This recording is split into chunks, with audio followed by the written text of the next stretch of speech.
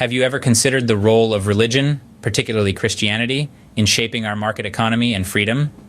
It might seem an unlikely pairing at first, but delve a bit deeper, and you'll find that the two are intricately connected.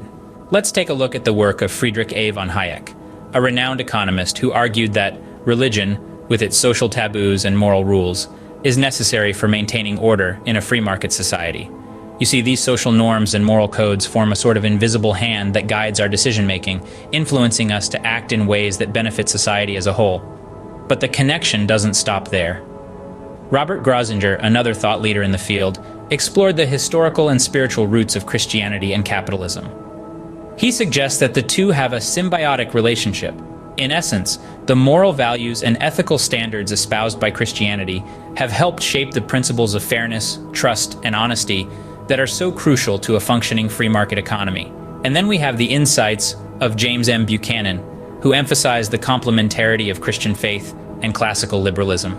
He argued that the freedoms we value so highly in the market economy, the freedom to choose, to trade, to innovate, are mirrored in the Christian faith's emphasis on free will and personal responsibility. However, it's crucial to note that these economists warn against using religion to justify political ideologies. They emphasize the need for intellectual honesty and understanding the compatibility between Christianity and capitalism. Religion in this context is not a tool for political gain, but a foundation for societal norms and values that support a thriving free market. So it's clear that religion, with its social taboos and moral rules, plays a critical role in maintaining order in a free market society. As we journey further into this topic, let's keep an open mind and continue to explore the fascinating intersection of religion and economy. But what about when religion becomes a tool to justify political ideologies? Isn't that a slippery slope? Imagine a world where the personal beliefs and moral compasses that guide us are commandeered, used not as a source of comfort and guidance, but as a weapon to manipulate and control. This is the danger when religion is used to justify political ideologies. In the wrong hands, it can become a tool of oppression, a means to suppress dissent and consolidate power. Now let's look at an even more insidious threat: the worship of reason as a god. This is what we can call a political religion. When reason holds absolute power, it can lead to a form of totalitarianism that is subtle yet pervasive. Everyone has to comply with the rational dictates of the ruling ideology, and any disagreement is seen as irrational, even heretical. This is not to say that reason is bad, far from it.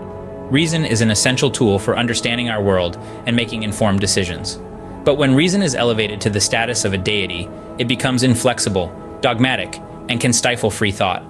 The dangers of political religions are real and present. They can erode the very foundations of a free society, turning it into a monolithic structure where diversity of thought is not only discouraged, but punished. So where does this leave us with Christianity and capitalism? Well, they certainly can and do coexist. Christianity, with its emphasis on individual worth and responsibility, can indeed support the principles of a free market economy. But this relationship is delicate, complex, and should not be taken for granted. Therefore, it's important to be intellectually honest in understanding the compatibility between Christianity and capitalism, and not to misuse religion for political purposes. We must guard against the temptation to twist religious beliefs to serve political ends, and we must be vigilant in preserving the freedom of thought and expression that underpins a truly free society. Let's dig deeper into the historical and spiritual roots of Christianity and capitalism. Do they truly have a symbiotic relationship? As we trace back the threads of time, it becomes apparent that Christianity and capitalism share more than a passing acquaintance. They are, in fact, deeply interconnected in a myriad of ways.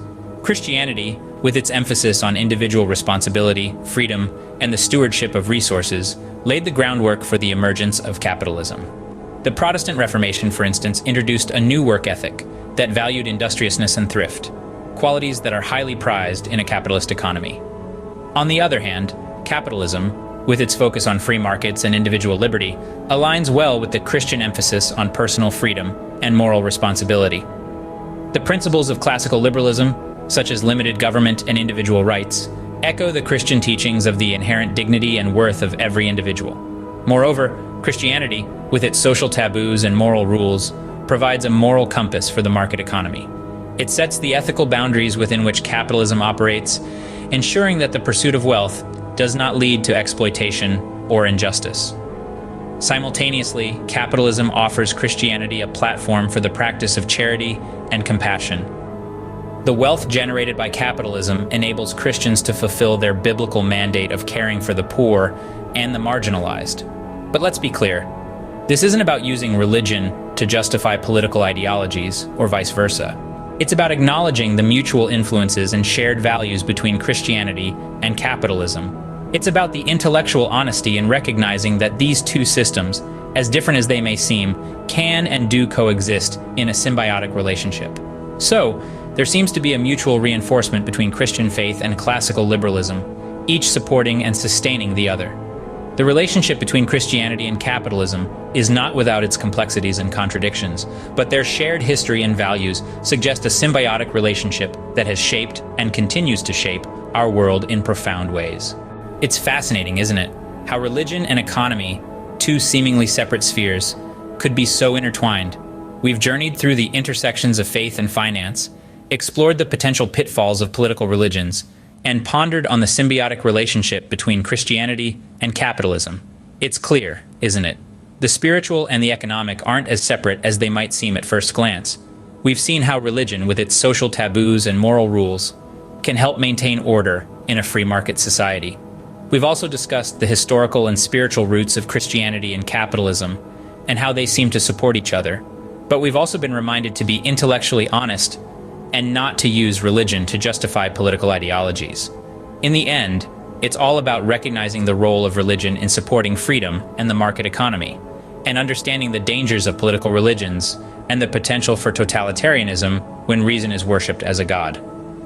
This was part 1 of my series, Jesus the Capitalist, in which I aim to unveil the Christian heart of the market economy. If you don't want to miss any upcoming videos, please consider subscribing to my channel, and don't forget to hit the like button. Thank you.